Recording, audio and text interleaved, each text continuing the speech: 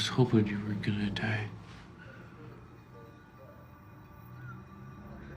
We can try something really fun. Dahmer. Monster. The Jeffrey Dahmer story is not the first time these heinous crimes have been captured on screen. But there's something different about this version. Specifically, the length Evan Peters went to in order to enable his performance.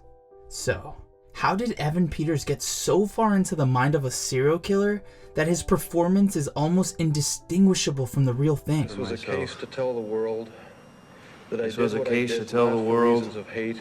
And what unique role did Will Ferrell play in the process? Let's find out. The 2022 Netflix version of Dahmer isn't Ryan Murphy's first foray into telling the stories of truly deranged criminals, but it might be the one laden with the most controversy. So much so that it might have done lasting damage to those who worked on it. For Dahmer, Murphy chose to center the story around the underserved victims of and their communities impacted by the systemic racism and institutional failures of the police that allowed one of America's most notorious serial killers to continue his murderous spree in plain sight for over a decade. According to Murphy, it took him almost 4 years to research Dahmer and his victims. Though he is quick to point out that though he reached out to around 20 of the victims' families and friends trying to get input, not a single person responded to us in the process. Further controversy arose when family members of certain victims spoke up once the series aired to accuse Murphy of profiting off their personal tragedies. A person of color working on the crew also shared their experiences with racial microaggressions and lack of resources that triggered PTSD during production. So, while all that controversy makes it hard to assess whether Murphy really achieved his goal of framing the victims as more than just a statistic, Evan Peters' portrayal helps drive home Murphy's intention of showing Dahmer not as a person, but as the monster he became. Peters was hesitant to take the role, even though his previous work with Murphy on American Horror Story included inhabiting the minds of killers like Charles Manson and Jim Jones. Honestly, I was very scared about all of the things that he did, and diving into that and trying to commit to that was absolutely going to be one of the hardest things I've ever had to do in my life, because I wanted it to be very authentic. But in order to do that, I was going to have to go to really dark places and stay there for an extended period of time.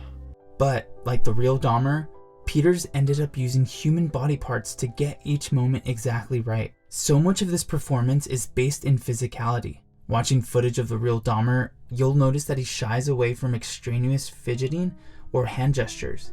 He walks slowly and stiffly. To mimic this stature, Peter had lead weights attached to his wrist anytime his hands were off screen.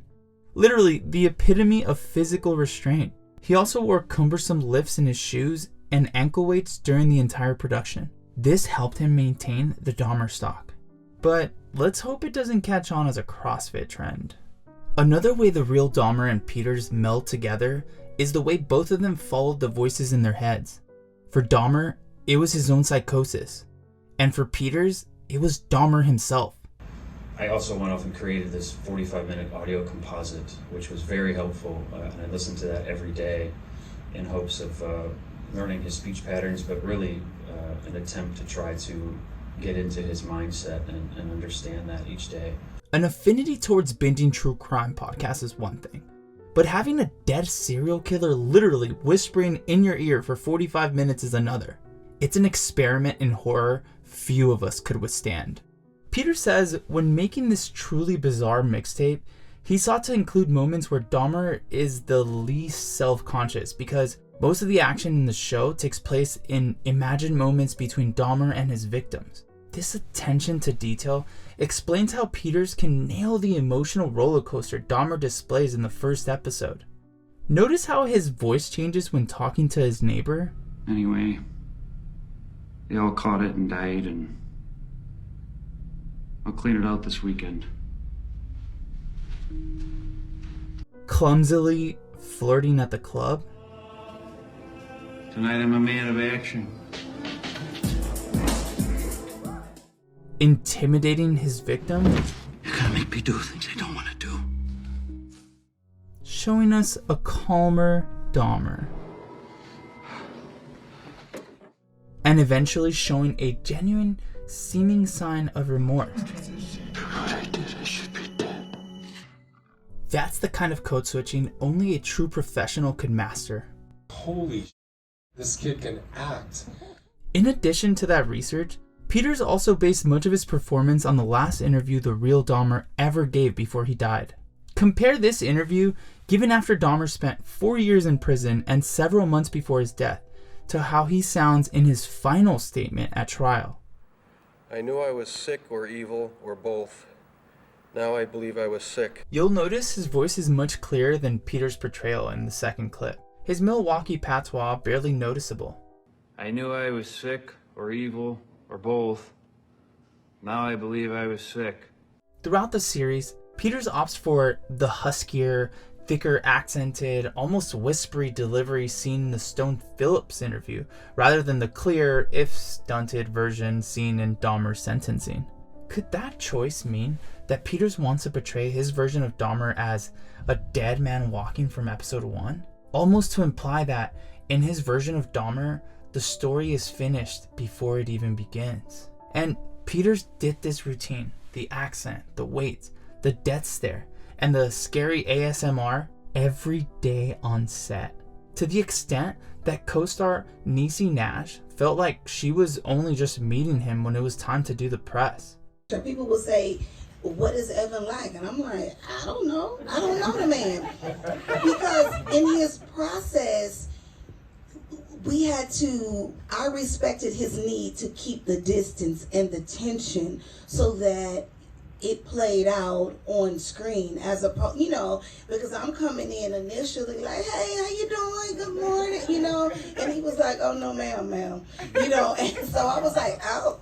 Kind of comforting to know that even if you're a celebrity, awkward small talk with your coworkers isn't avoidable. Am I weird? Spending 8+ hours a day over a multi-month shooting schedule that followed months of meticulous readings of books, articles, and police reports related to a deranged serial killer can take a toll on anyone. And Peter said he felt physically and mentally drained after his work on Dahmer.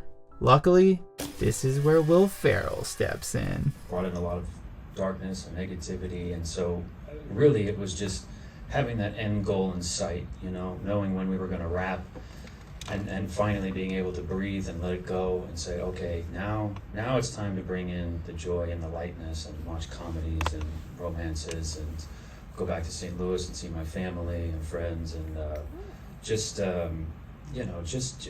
watch Step Brothers.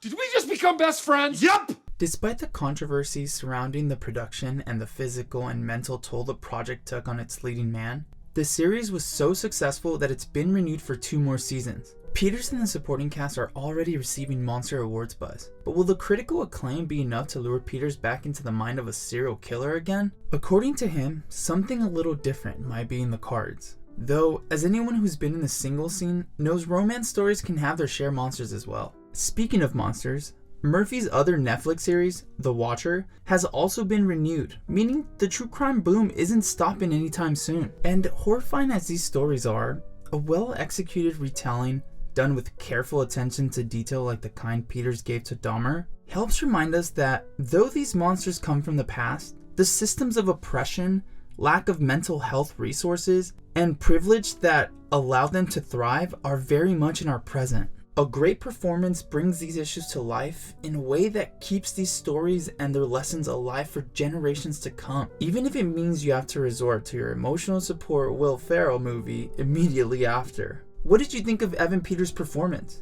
And what do you think we should cover in our next video? Drop the answers and your favorite Step Brothers line in the comment below.